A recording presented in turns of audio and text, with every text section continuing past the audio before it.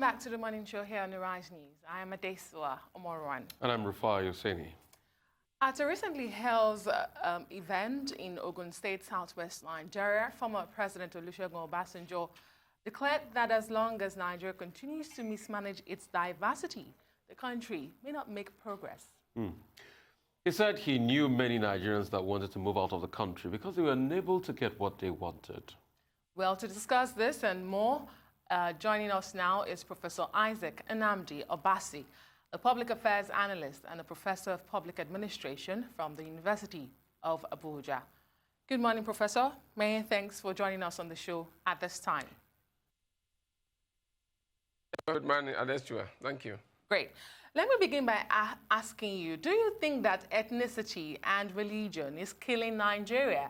And really, how divided or how deep are Nigeria's division? Well, let me first preface this by saying that Dr. Obasanjo, I like to call him Dr. Obasanjo because he speaks as a scholar. And when he does so, we have to respect what he's saying. He is quite right that politics, ethnicity, and religion are indeed areas of our diversity that are very fundamental. And if that is the case, we need to manage it with all manner of cautiousness, sensitivity, respect for all. There is this philosophy of unity in diversity. And all over the world, federal states understand what that means. That you need regions or states, whatever they are called, in any country running federal state, that they have some comparative advantage that the entity they've decided to be together confers on them. And that comparative advantage also goes with the diversity. So former President Obasanjo was right when he said that politics is part of our diversity, religion is part of our diversity, ethnicity is part of our diversity. And that statement has profound meaning. It is born out of reflection and observation of trends that are happening. Anybody who is serious about what is happening in Nigeria will tell you that gradually, Nigeria is heading to the rocks. We've been sitting on the precipice. And like you also rightly pointed out, God has been with us so that to the extent that we have not fallen apart on that precipice. But what is happening is that that precipice is being shaken to its fundamental root, to the extent that if you don't take time, we may get also in his ways what you don't expect. And that is why he says some people walk away. I have read some newspaper version that said walking away means leaving Nigeria. That may be one aspect. But I think what he means is succession. That's a push factor that is now making people to think if we can't get restructuring, if we can't get this, can't get that, oh, we are pushed to the wall. They want to walk away. Obasanjo was right. He has seen it all to know that indeed our diversity has been mismanaged, and he added it with impunity. And secondly, he has also seen it that indeed Nigeria's fault lines are expanding by the day. And that means that indeed our people are getting more and more divided. We have friends across this country, all ethnic groups. But I don't think whether these friends see themselves the same way they saw themselves before.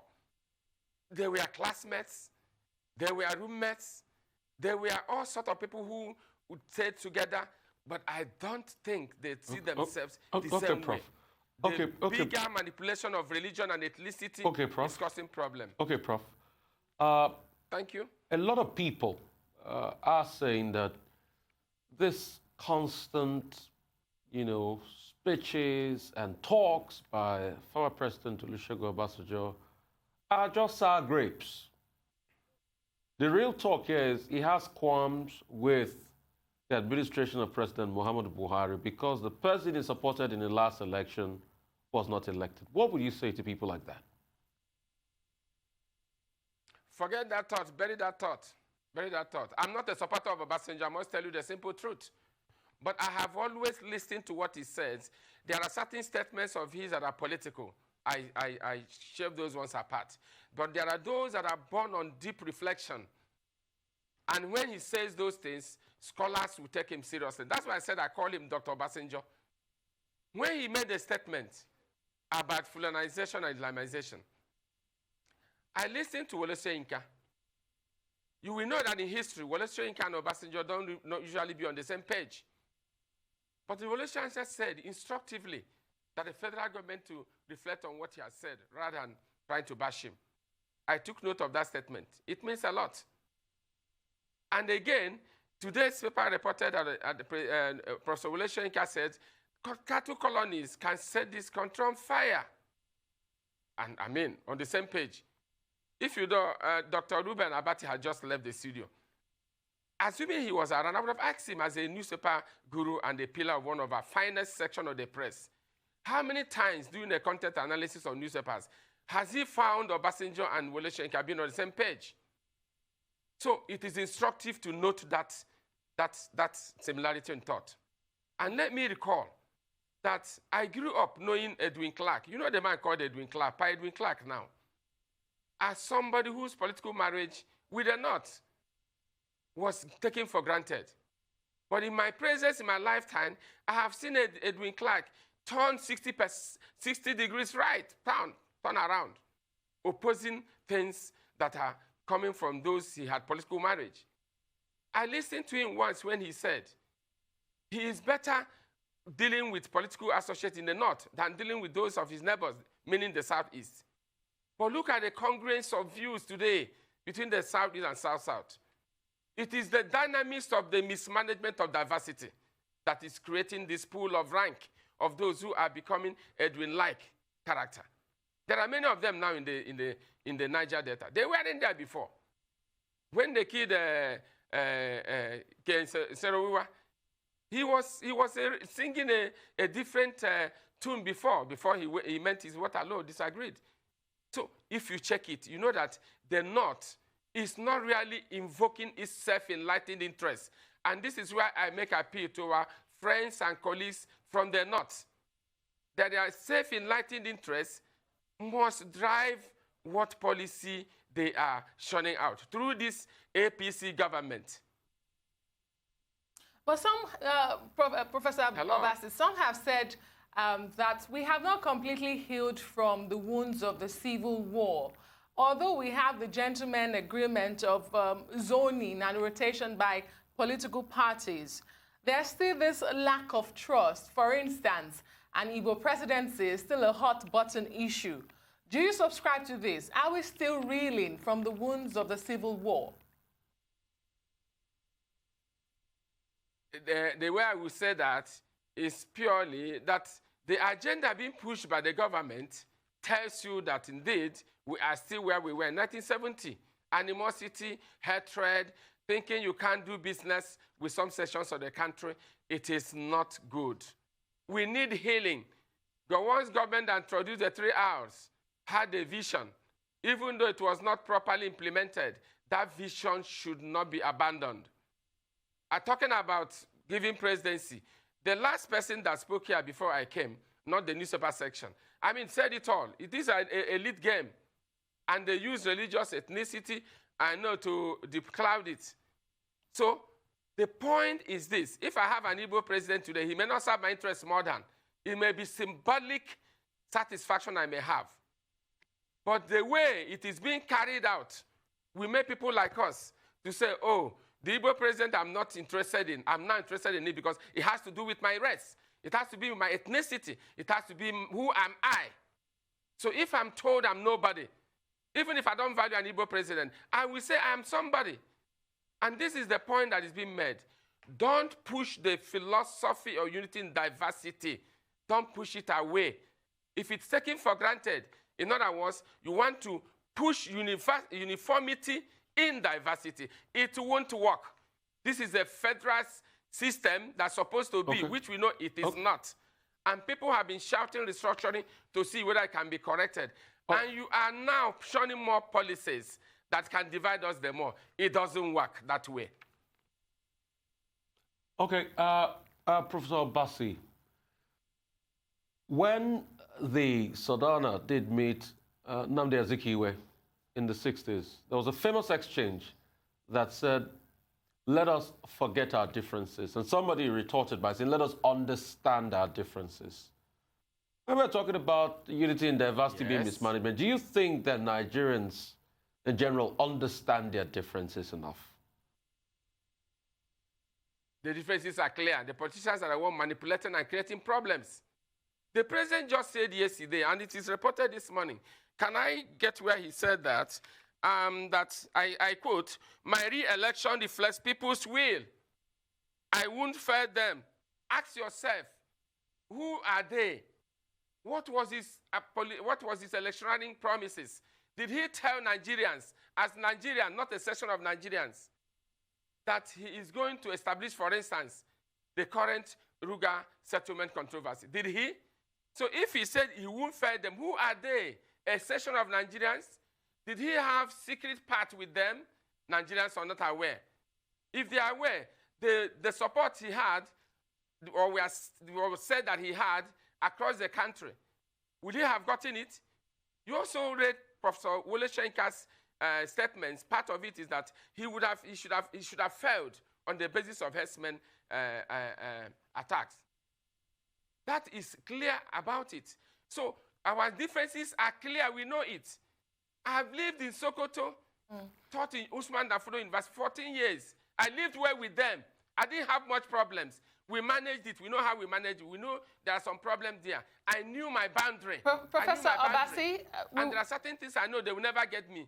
Indeed, we'll come back to talk about how we can begin to heal and unite in our diversity. After this break, please stay with us.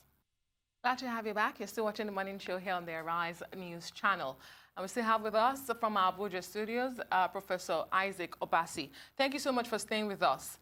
Now, we've talked so much about leadership, but let me ask you, have you seen enough to say that the Nigerian people are desirous of a cohesive, strong nation, devoid of ethnic bias, religious bigotry, or is this simply a crisis created by leadership? Human beings are the same everywhere. You can manage them to the side that you want, to achieve what you want. It's all about incentives, like stimulus response. You can do that in human being. When you motivate them towards the good, definitely you get the good. I want to tell you just 1 second, I'll tell you a story of Osofia and the wife, and the society that made him respect the society that respects money and valued people who lived in a extravagant way but got money in the wrong way, and the wife did not like him. So he decided to join. But pretentiously, he joined because he wanted to make a case.